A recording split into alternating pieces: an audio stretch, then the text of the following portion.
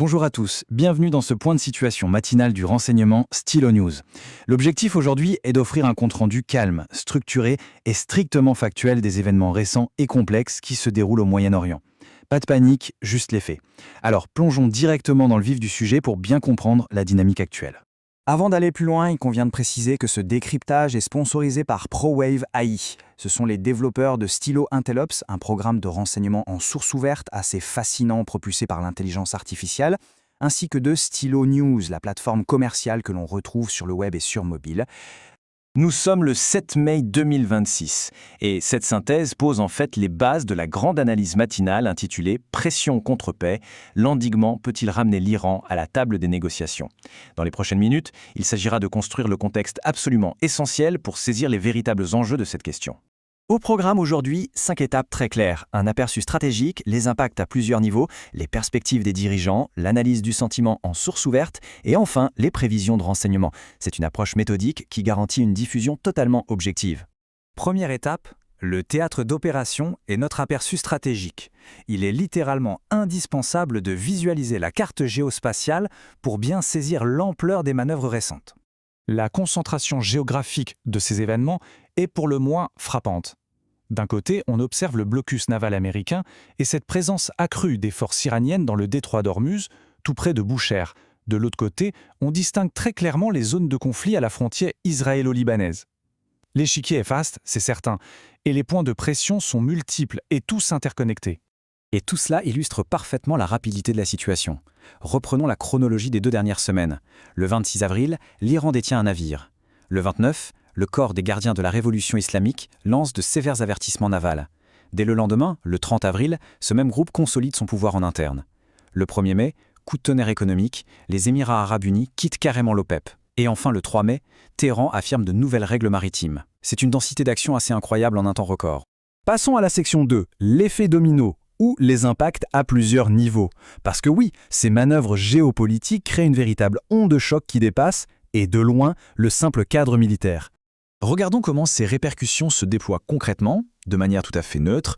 Au niveau local, à l'intérieur même de l'Iran, on constate de graves pénuries de carburant, des coupures d'Internet et une évidente détresse économique.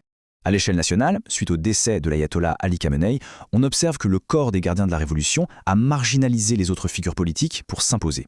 Et sur la scène internationale, le départ des Émirats de l'OPEP vient perturber massivement les approvisionnements, ce qui déstabilise l'ensemble des marchés mondiaux de l'énergie.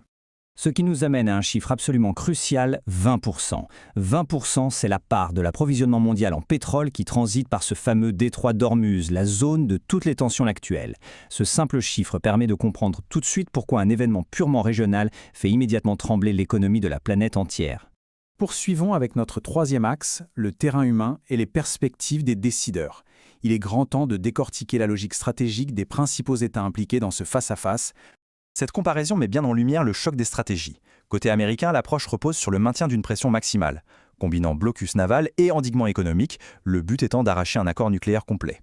De l'autre côté, l'Iran s'inscrit dans une logique de résistance. Il s'agit de préserver la souveraineté maritime du pays, de renforcer sa dissuasion stratégique et de repousser toute influence étrangère. Nous sommes face à une impasse très classique où chaque camp considère son approche comme une mesure de sécurité nationale tout simplement vitale. Mais il ne faut surtout pas oublier les autres acteurs de la région. Israël, par exemple, maintient une action militaire particulièrement vigoureuse à sa frontière nord contre le Hezbollah pour assurer sa propre sécurité. En parallèle, des pays comme le Pakistan et l'Inde tentent tant bien que mal de jouer les médiateurs dans des pourparlers de cessez-le-feu extrêmement fragiles. Et puis, il y a la Chine et la Russie qui naviguent prudemment dans cette crise en protégeant leurs vastes intérêts économiques tout en n'hésitant pas à critiquer ouvertement le blocus américain. 4e point, l'OSINT, c'est-à-dire l'intelligence en source ouverte et le sentiment public. C'est un indicateur très précieux en ce moment, car le paysage numérique en dit très long. En ce moment précis, les flux numériques sont littéralement inondés par ces hashtags spécifiques. L'analyse montre un discours fortement polarisé. On y parle massivement de sécurité maritime, avec des mentions sur le détroit d'Ormuz, des tensions géopolitiques globales bien sûr, mais on note aussi une présence très nette de référence aux dynamiques de contestation interne à l'Iran.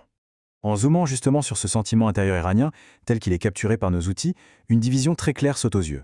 D'une part, on trouve un discours fermement aligné sur l'État, qui est porté par un nationalisme exacerbé face à la menace extérieure et un vif soutien à la résistance. D'autre part, de très nombreux réseaux relaient une détresse économique profonde, qui se traduit par des appels explicites à des changements de système profonds. Les rapports soulignent que ces deux réalités coexistent en ce moment même au sein de la société civile. Nous voici arrivés à la dernière étape de notre décryptage, les prévisions de renseignements à court terme. Autrement dit, à partir de ces données factuelles, à quoi peut-on s'attendre? La question analytique centrale, celle qu'il faut se poser froidement et sans tomber dans le moindre alarmisme, est la suivante. Quelles sont les trajectoires d'escalade les plus probables dans les jours à venir? Eh bien, voici notre évaluation. La piste la plus probable reste de loin celle d'actions asymétriques. On s'attend au maintien d'attaques très calibrées menées via des acteurs interposés, ainsi qu'à un probable harcèlement maritime continu dans la zone d'Ormuz. Cependant, sans l'apparition d'un nouvel événement déclencheur majeur, l'éclatement immédiat d'une guerre conventionnelle totale, d'État à État, reste le scénario le moins probable. Actuellement, chaque acteur semble vouloir calibrer minutieusement ses gestes pour maintenir une forte pression, sans pour autant déclencher l'irréparable. Voilà qui pose solidement les bases de la situation actuelle. Pour une plongée bien plus en profondeur dans cette crise, l'édition matinale complète de Stylo News, intitulée « Pression contre paix, l'endiguement peut-il ramener l'Iran à la table des négociations ?» est disponible dès maintenant. Elle est accessible à l'écoute sur les plateformes habituelles ou tout simplement via le lien fourni avec cette publication. Un immense merci pour l'attention accordée à ce point de situation strictement factuel, pour garantir un accès continu à des synthèses objectives et à des renseignements de pointe propulsés par l'IA. L'abonnement est directement accessible sur www.stylonews.com. Pour clore ce décryptage, laissons planer cette ultime réflexion. Si ce fragile équilibre de l'endiguement militaire se maintient à court terme, quel sera le véritable catalyseur stratégique capable de ramener ces puissances fermement retranchées à la table des négociations? C'est le cœur absolu de l'impasse actuelle et très certainement la question que tout observateur averti devra scruter de très près. Fin de cette mise à jour.